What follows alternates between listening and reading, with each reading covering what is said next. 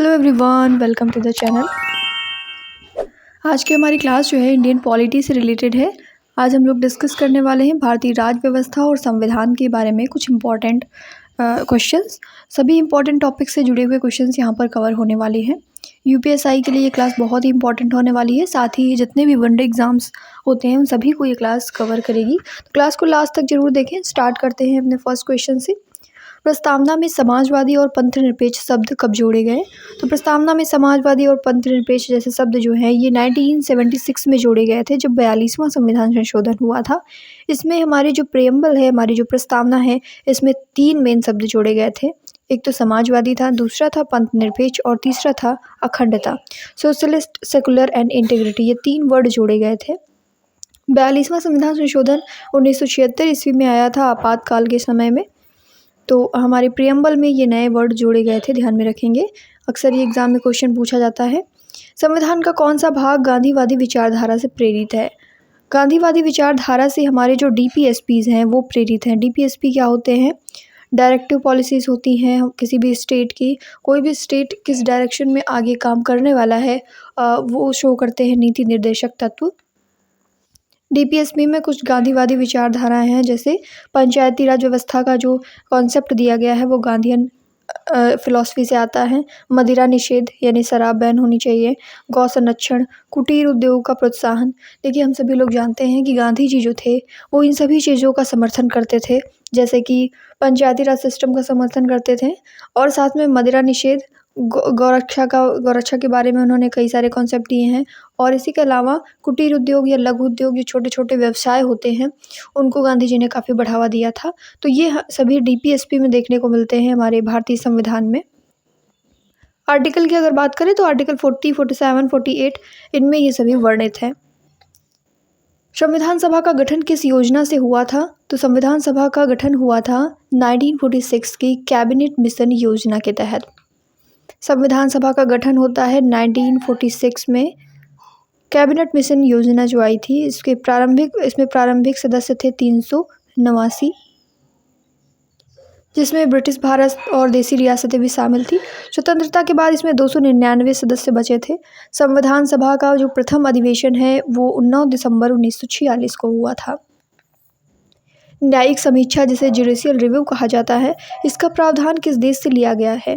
देखिए, हमारा जो कॉन्स्टिट्यूशन है इसमें हमने कई सारे कॉन्सेप्ट जो हैं अलग अलग देशों के कॉन्स्टिट्यूशन से लिए हैं। तो न्यायिक समीक्षा जो है यानी जुडिशियल रिव्यू, इसका कॉन्सेप्ट लिया गया है अमेरिका के कॉन्स्टिट्यूशन से। सुप्रीम कोर्ट को अधिकार है कि असंवैधानिक कानूनों को रद्द कर सके। जो भी इलीगल कानून हैं उनको रद्द करने का अधिकार सुप्रीम कोर्ट को दिया गया है। इसे जुडिशियल रिव्यू कहते हैं। भारत का राष्ट्रपति किसके द्वारा चुना जाता है? तो भारत का राष्ट्रपति निर्वाचक मंडल के द्वारा चुना जाता है। भारत के राष्ट्रपति की जो चुनने की प्रक्रिया है उसमें संसद के दोनों सदनों के निर्वाचित सदस्य शामिल होते हैं, प्लस राज्य व केंद्र शासित प्रदेशों की जो विधानसभाएं हैं उनके निर्वाचित सदस्य शामिल होते हैं। नामांकित सदस्य जो होते हैं वो चुनाव में भाग नहीं लेते हैं। आर्टिकल 54 ये बताता है कि राष्ट्रपति का चुनाव निर्वाचक मंडल करेगा। भारत के नियंत्रक और महालेखा परीक्षक यानी CAG, controller and auditor general कहते हैं इसको। इनकी नियुक्ति कौन करता है? तो इनको नियुक्त करते हैं राष्ट्रपति। ऑप्शन नंबर बी हमारा करेक्ट हो जाएगा। अगर बात करें कि कॉन्स्टिट्यूशन में सीएजी का जो प्रावधान है वो कौन से आर्टिकल में दिया गया है, तो ध्यान में रखेंगे आर्टिकल 148 जो है सीएजी के बारे में बताता है। ये जो कंट्रोलर एंड ऑडिटर जनरल होता है सीएजी, इसका कार्य क्या है? तो केंद्र और राज्यों का जो लेखा है उसकी ऑडिट देना इसका कार्य होता है। एक्चुअली इसको गार्जियन ऑफ कॉन्स्टिट्यूशन कहा जाता है, यानी कि संविधान का प्रहरी कहते हैं इसे। उपराष्ट्रपति का निर्वाचन किसके द्वारा किया जाता है? उपराष्ट्रपति का निर्वाचन संसद के दोनों सदनों के सदस्यों के द्वारा किया जाता है। आर्टिकल 66 इसके बारे में बताता है। आर्टिकल 66 में उपराष्ट्रपति के निर्वाचन का प्रावधान किया गया है। संसद के दोनों सदनों के सभी सदस्य, चाहे वो निर्वाचित हों या नामांकित हों, वो निर्वाचन में भाग लेते हैं।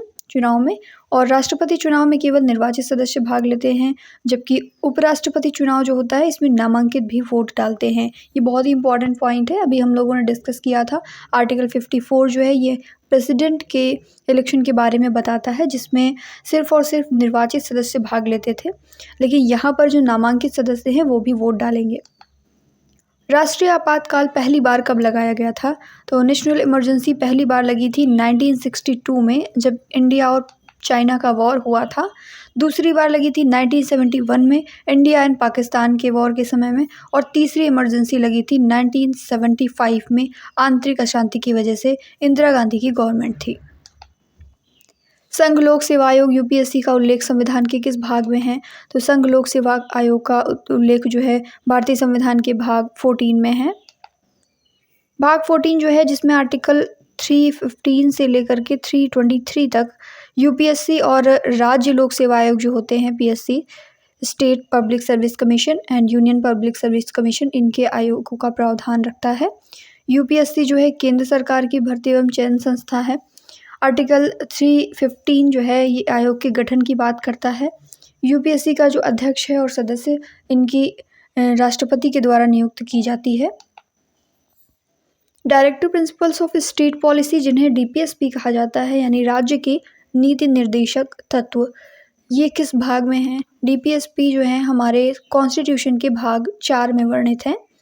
डीपीएसपी का कॉन्सेप्ट हमने लिया है आयरलैंड के संविधान से, ध्यान में रखेंगे, बहुत ही इंपॉर्टेंट पॉइंट है। उद्देश्य क्या है? समाज में आर्थिक और सामाजिक न्याय सुनिश्चित करना, न्यायालय में लागू करने योग्य नहीं है, नॉन जुडिशिएबल। इसका मतलब क्या हुआ? देखिए, जो हमारे मूल अधिकार हैं, फंडामेंटल राइट्स जिनको कहते हैं हम लोग, फंडामेंटल राइट्स के लिए कोई भी व्यक्ति सुप्रीम कोर्ट की शरण ले सकता है अगर फंडामेंटल राइट्स का वायलेशन होता है कुछ विशेष परिस्थितियों को छोड़कर, तो सुप्रीम कोर्ट की शरण ली जा सकती है। वहीं जो हमारे डीपीएसपी होते हैं यानी directive principles of state policies, ये नॉन जस्टिसेबल होते हैं, न्यायालय इनको मानने के लिए, मनवाने के लिए बाध्य नहीं है। केशवानंद भारती केस जो है 1973, ये किस लिए फेमस है? तो केशवानंद भारती केस फेमस है बेसिक स्ट्रक्चर डॉक्ट्रिन के लिए, यानी मूल संरचना सिद्धांत जो था इसके लिए फेमस है। सुप्रीम कोर्ट ने इसमें कहा था कि संसद जो है वो संविधान में संशोधन कर सकती है, लेकिन संविधान का जो बेसिक स्ट्रक्चर है इसको बदल नहीं सकती है। और ये भारतीय संविधान का सबसे ऐतिहासिक फैसला माना जाता है, क्योंकि संसद को ये शक्ति प्राप्त है कि वो संविधान में अमेंडमेंट कर सके हमारे कॉन्स्टिट्यूशन में, लेकिन जो उसका बेसिक स्ट्रक्चर है वो नहीं बदलना चाहिए, ऐसा फैसला सुप्रीम कोर्ट के द्वारा लिया गया था। संविधान का कौन सा संशोधन मिनी संविधान कहलाता है? मिनी कॉन्स्टिट्यूशन कहते हैं हम लोग 42nd अमेंडमेंट को, जो कि आया था 1976 में। इसमें कई इंपॉर्टेंट अमेंडमेंट्स किए गए थे, इसकी वजह से इसको मिनी कॉन्स्टिट्यूशन भी कहा जाता है। जैसे कि जो हमारी प्रियम्बल है इसमें 3 नए शब्द जोड़े गए थे, समाजवादी, पंथनिरपेक्ष और अखंडता। साथ में मौलिक कर्तव्य भी जोड़े गए थे। मौलिक कर्तव्य स्टार्टिंग में 10 जोड़े गए थे, उसके बाद में 2002 में फिर एक नया मौलिक कर्तव्य जोड़ा गया था। मिनी कॉन्स्टिट्यूशन इसको इसीलिए कहते हैं क्योंकि इसमें बहुत सारे इंपॉर्टेंट प्रावधान नए शामिल हुए थे। संविधान सभा में कुल कितनी समितियां थीं? संविधान सभा में टोटल 22 समितियां थीं। इसमें सबसे इम्पोर्टेंट थी प्रारूप समिति, जिसे ड्राफ्टिंग कमेटी कहते हैं। इसके अध्यक्ष थे BR अम्बेडकर, डॉक्टर भीमराव अम्बेडकर। अन्य समितियां थी नियम समिति, प्रांतीय संविधान समिति, मौलिक अधिकार समिति, ये सभी अन्य समितियां इसमें शामिल थी। वित्त आयोग फाइनेंस कमीशन का गठन संविधान के किस अनुच्छेद के तहत किया जाता है? वित्त आयोग का गठन आर्टिकल 280 में मेंशन है। राष्ट्रपति जो है ये हर 5वें वर्ष में वित्त आयोग का गठन करते हैं। बात करें कि फाइनेंस कमीशन जो होता है इसके मुख्य कार्य क्या हैं, तो करों में केंद्र और राज्यों के बीच का जो बंटवारा तय करना है, ये हमारे फाइनेंस कमीशन का कार्य होता है। राज्यों को जो अनुदान दिया जाता है, अनुदान की सिफारिश की जाती है, वो फाइनेंस कमीशन सेट करता है। वित्तीय स्थिरता सुनिश्चित करना भी इसका कार्य होता है। वर्तमान में 2025 में 16वां वेतन आयोग चल रहा है, जिसके अध्यक्ष हैं अरविंद पनगड़िया। भारत का संविधान कब लागू हुआ? भारत का संविधान लागू हुआ 26 जनवरी 1950 में। 26 नवंबर 1949 को संविधान की सभा के द्वारा इसको स्वीकृत किया गया था और 26 जनवरी 1950 को संविधान लागू किया गया। 26 जनवरी की डेट इसलिए चुनी गई थी क्योंकि 1930 में कांग्रेस ने पूर्ण स्वराज्य की घोषणा इसी दिन की थी। भारतीय संविधान में संघीय व्यवस्था किस देश से ली गई है? फेडरल स्ट्रक्चर जो है ये कनाडा से लिया गया है। हम जानते हैं कि हमारा जो भारतीय संविधान है ये क्वासी फेडरल है और कनाडा से इसकी संघीय व्यवस्था ली गई है। अवशिष्ट शक्तियाँ भी केंद्र में जो हैं वो ली गई हैं। गवर्नर को विशेष अधिकार प्राप्त होगा। ये शक्तियाँ जो हैं कनाडा से ली गई हैं। अमेरिका से हमने द्विसदनीय संसद, लिखित संविधान और न्यायिक समीक्षा ये कॉन्सेप्ट लिए हैं। द्विसदनीय संसद का मतलब हुआ कि जो हमारी संसद होगी, जो हमारी पार्लियामेंट होगी, इसमें 2 सदन होंगे, एक निम्न सदन और एक उच्च सदन। निम्न सदन हम लोकसभा के नाम से जानते हैं और उच्च सदन को हम लोग राज्यसभा के नाम से जानते हैं। और संसद का तीसरा इम्पॉर्टेंट पार्ट होता है राष्ट्रपति यानी कि प्रेसिडेंट। इन तीनों से मिलकर हमारी संसद बनी हुई है। लेकिन अगर सदन की बात करें तो 2 इम्पॉर्टेंट सदन हैं इसमें, लोकसभा और राज्यसभा। दूसरा है लिखित संविधान। भारत का एक लिखित संविधान होगा, ये कॉन्सेप्ट भी हमने अमेरिका से लिया है। तीसरा है न्यायिक समीक्षा, जुडिशियल रिव्यू। इसका कॉन्सेप्ट भी हमने अमेरिका से लिया हुआ है। राष्ट्रपति को पद से हटाने यानी इम्पीचमेंट की जो प्रक्रिया है ये हमारे कॉन्स्टिट्यूशन में कौन से आर्टिकल में मेंशन है? तो आर्टिकल 61 अनुच्छेद 61 जो है ये राष्ट्रपति को पद से हटाने यानी राष्ट्रपति के ऊपर महाभियोग लगाने की प्रक्रिया को बताता है। अगर राष्ट्रपति संविधान का उल्लंघन करता है यानी वॉयलेशन ऑफ कॉन्स्टिट्यूशन करता है तो इसके बेस पर राष्ट्रपति को उनके पद से हटाया जा सकता है। इसकी प्रक्रिया क्या है? दोनों सदन जो हैं हमारी संसद के उसमें कम से कम 2/3 बहुमत चाहिए होगा। उसके बाद लोकसभा और राज्यसभा दोनों को प्रस्ताव पारित करना होता है। इस आधार पर इम्पीचमेंट चलाया जाता है। अब तक किसी भी राष्ट्रपति पर महाभियोग नहीं चला है। 73वां और 74वां संशोधन जो है किससे संबंधित है? तो 73वां संविधान संशोधन रिलेटेड है पंचायतों से और 74वां संविधान संशोधन जो है ये नगर पालिकाओं से संबंधित है। पंचायती राज प्रणाली में 73वां संविधान संशोधन आया था 1992 में। आर्टिकल 243 से 243 ओ में ये मेंशन है और 11वीं अनुसूची में 29 विषय हैं। 74वां संविधान संशोधन जो है ये 1992 में आया था, शहरी निकायों से संबंधित है, म्यूनिसिपैलिटीज से, नगर पालिका। 18 विषय हैं 12वीं अनुसूची में और इन दोनों को ग्राम स्वराज्य और विकेंद्रीकरण को मजबूत करने के लिए लाया गया था। जो डिसेंट्रलाइजेशन है इसको और स्ट्रॉन्ग करने के लिए ये व्यवस्थाएं लाई गई थी। भारत में राष्ट्रपति किस अनुच्छेद के तहत महाभियोग का सामना कर सकता है? तो ऐसा आर्टिकल 61 में लिखा है कि राष्ट्रपति जो है महाभियोग का सामना कर सकता है। राष्ट्रपति का जो चुनाव है, इलेक्शन ऑफ प्रेसिडेंट, ये आर्टिकल 54 में मेंशन है। राष्ट्रपति का चुनाव आर्टिकल 54, शपथ आर्टिकल 60, महाभियोग यानी इम्पीचमेंट ये आर्टिकल 61 में दिया गया है। राष्ट्रपति को केवल संविधान के उल्लंघन यानी अगर वो वायलेशन करता है कॉन्स्टिट्यूशन का तभी उस पर महाभियोग लगाया जा सकता है और ऐसा प्रस्ताव पास करने के लिए संसद के दोनों सदनों में 2/3 का बहुमत आवश्यक होता है। संविधान का जो मूल ढांचा यानी बेसिक स्ट्रक्चर है इसका सिद्धांत किस केस से संबंधित है? तो केशवानंद भारती केस जो आया था 1973 का, इससे रिलेटेड है कि बेसिक स्ट्रक्चर जो हमारे कॉन्स्टिट्यूशन का है वो कभी भी चेंज नहीं किया जा सकता है। हमारी जो संसद है, पार्लियामेंट, वो कॉन्स्टिट्यूशन में अमेंडमेंट तो कर सकती है लेकिन इसका बेसिक स्ट्रक्चर, मूल ढांचा नहीं बदल सकती है।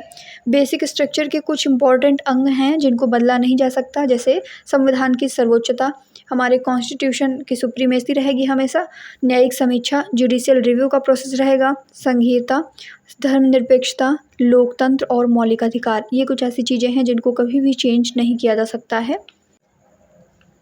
पॉकेट वीटो शब्द किस राष्ट्रपति से जुड़ा हुआ है? ज्ञानी जैल सिंह जो हैं ये रिलेटेड हैं इस वर्ड से, क्योंकि इन्होंने ही इस वर्ड का प्रयोग किया था, इस पॉकेट वीटो का प्रयोग किया था। जब राष्ट्रपति कोई भी बिल को अनिश्चित काल तक लंबित रखते हैं तो उसे पॉकेट वीटो कहा जाता है। पोस्टल बिल पर ज्ञानी जैल सिंह जो हैं इन्होंने पॉकेट वीटो का प्रयोग किया था 1986 में। राष्ट्रपति के पास 3 तरीके के वीटो का अधिकार है, साधारण वीटो, निलंबन वीटो और पॉकेट वीटो। संसद शब्द का क्या अर्थ है? देखिए इसमें कई लोग कंफ्यूज हो जाते हैं। संसद शब्द जो है ये 3 चीज़ों से मिलकर बना होता है, राष्ट्रपति, लोकसभा और राज्यसभा। संसद के अगर सदनों की बात करें तो 2 सदन हैं, एक तो लोकसभा और दूसरा है राज्यसभा। लेकिन अगर संसद के अंग पूछे या इसका पूरा अर्थ पूछे तो राष्ट्रपति या प्रेसिडेंट इसमें शामिल होता है। आर्टिकल 79 में भारत की संसद के बारे में बताया गया है कि इसमें राष्ट्रपति और 2 सदन शामिल होंगे। राष्ट्रपति जो है ये संसद का अभिन्न हिस्सा है, भले ही वो सदन की बैठक में भाग न ले। चुनाव आयोग किस अनुच्छेद में वर्णित है? चुनाव आयोग की प्रक्रिया जो है ये आर्टिकल 324 अनुच्छेद 324 में वर्णित है। आर्टिकल 324 जो है चुनाव आयोग यानी इलेक्शन कमीशन के बारे में बताता है। इसका गठन राष्ट्रपति के द्वारा किया जाता है। अगर इसकी संरचना की बात करें तो इसमें चीफ इलेक्शन कमिश्नर, मुख्य चुनाव आयुक्त शामिल होता है और अन्य चुनाव आयुक्त शामिल होते हैं जो प्रेसिडेंट के द्वारा नियुक्त किए जाते हैं। कार्य की अगर बात करें तो जो हमारा इलेक्शन कमीशन ऑफ इंडिया है, ECI election commission of India, ये लोकसभा, राज्यसभा और विधानसभाओं के जो चुनाव हैं उनको कंडक्ट कराता है। राष्ट्रपति और उपराष्ट्रपति का जो चुनाव होता है उनकी निगरानी करने का कार्य करता है। वित्त आयोग का गठन किस अनुच्छेद में वर्णित है? वित्त आयोग के बारे में आर्टिकल 280 में कहा गया है। वित्त आयोग का गठन राष्ट्रपति करेगा हर 5वें वर्ष में। पहला वित्त आयोग जो है 1951 में आया था और इसके अध्यक्ष थे KC नियोगी। वर्तमान में 16वां वित्त आयोग चल रहा है और इसके अध्यक्ष हैं अरविंद पनगड़िया। मुख्य कार्य क्या हैं? केंद्र व राज्यों के बीच में करों का बंटवारा करना, राज्यों को अनुदान की सिफारिश देना, वित्तीय स्थिरता बनाए रखना। अंतर्राज्यीय परिषद जो है इंटर स्टेट काउंसिल, इसका गठन कौन से आर्टिकल में किया गया है? तो आर्टिकल 263 में अंतर्राज्यीय परिषद के गठन की बात कही गई है। राज्यों के बीच में समन्वय और विवाद समाधान के लिए अंतर्राज्यीय परिषद का गठन किया गया है। इसका गठन राष्ट्रपति कर सकते हैं। 1990 में इसे सरकार ने स्थापित किया था प्रधानमंत्री की अध्यक्षता में। संघीय ढांचे को ये मजबूत करता है, यानी हमारे फेडरल स्ट्रक्चर को स्ट्रॉन्ग करने का कार्य करता है। लोकसभा के स्पीकर का चुनाव कौन करता है? इंपॉर्टेंट क्वेश्चन है। लोकसभा के स्पीकर का चुनाव लोकसभा के सदस्य ही करते हैं। ऑप्शन नंबर C हमारा करेक्ट हो जाएगा। स्पीकर का जो कार्यकाल है 5 वर्ष का रहता है जब तक वो लोकसभा का सदस्य है। महत्वपूर्ण अधिकार हैं लोकसभा स्पीकर के। सदन की कार्यवाही का संचालन करता है। धन विधेयक पर जो अंतिम निर्णय होता है वो लोकसभा के स्पीकर का ही होता है और अगर कभी लोकसभा और राज्यसभा का संयुक्त अधिवेशन बुलाया जाता है तो उस संयुक्त सत्र की अध्यक्षता भी लोकसभा का स्पीकर करता है। भारतीय संविधान में बजट शब्द कहाँ पर यूज़ हुआ है? ये कई बार पूछा गया क्वेश्चन है और ध्यान में रखेंगे कि हमारे इंडियन कॉन्स्टिट्यूशन में बजट वर्ड जो है ये कहीं पर भी यूज़ नहीं हुआ है। इसकी जगह पर हमने यूज़ किया है एनुअल फाइनेंशियल स्टेटमेंट यानी वार्षिक वित्तीय विवरण। आर्टिकल 112 में वार्षिक वित्तीय विवरण का जिक्र किया गया है। बजट वर्ड कहीं भी यूज़ नहीं किया गया है। बजट को संसद के दोनों सदनों में प्रस्तुत किया जाता है और इसमें सरकार की आय और व्यय का पूरा विवरण होता है। संविधान की किस अनुसूची में राज्यों और केंद्र शासित प्रदेशों के नाम दिए गए हैं? तो पहली अनुसूची जो है हमारी वो इंट्रोडक्शन कराती है जितनी भी स्टेट्स हैं और हमारे जो केंद्र शासित प्रदेश हैं यानी कि यूनियन टेरिटरीज़ हैं उनके बारे में। पहली अनुसूची में राज्यों के नाम, राज्यों की सीमाएं और केंद्र शासित प्रदेशों की जानकारी दी गई है। वर्तमान में भारत में 28 राज्य हैं और 8 केंद्र शासित प्रदेश हैं। आर्टिकल 32 को डॉक्टर अंबेडकर ने किस नाम से संबोधित किया था? तो इन्होंने आर्टिकल 32 को संविधान का हृदय और आत्मा कहा था। मौलिक अधिकारों की रक्षा के लिए सीधे सुप्रीम कोर्ट जाने का अधिकार देता है आर्टिकल 32। इसके तहत 5 प्रकार की रिट्स जारी की जाती हैं जिनके तहत कोई भी व्यक्ति सुप्रीम कोर्ट तक जा सकता है। इनको संवैधानिक उपचार का अधिकार कहा जाता है। कॉन्स्टिट्यूशंस हार्ट एंड सोल कहा था इन्हें डॉक्टर बी आर अम्बेडकर ने। इस अनुच्छेद के तहत जो रिट्स जारी की जाती हैं उनमें शामिल है हैबेस कॉर्पस, जिसे कहा जाता है बंदी प्रत्यक्षीकरण, यानी किसी भी व्यक्ति को अगर अवैध तरीके से हिरासत में लिया जाता है तो सुप्रीम कोर्ट उसे जो है सशरीर उपस्थित होने के लिए आदेश देती है। मैंडेमस, प्रोहिबिशन, क्विवोरेंटो और सर्टियोरी, ये 5 रिट्स हैं जो कि जारी की जाती हैं सुप्रीम कोर्ट के द्वारा। तो आर्टिकल 32 जो है मौलिक अधिकारों की रक्षा के लिए सीधे सुप्रीम कोर्ट जाने का अधिकार देता है। मौलिक कर्तव्यों को संविधान में कब जोड़ा गया था? 42nd कॉन्स्टिट्यूशनल अमेंडमेंट था 1976 का, जिसके तहत मौलिक कर्तव्यों को संविधान में जोड़ा गया था। इसका कॉन्सेप्ट हमने लिया है USSR से यानी रशिया से।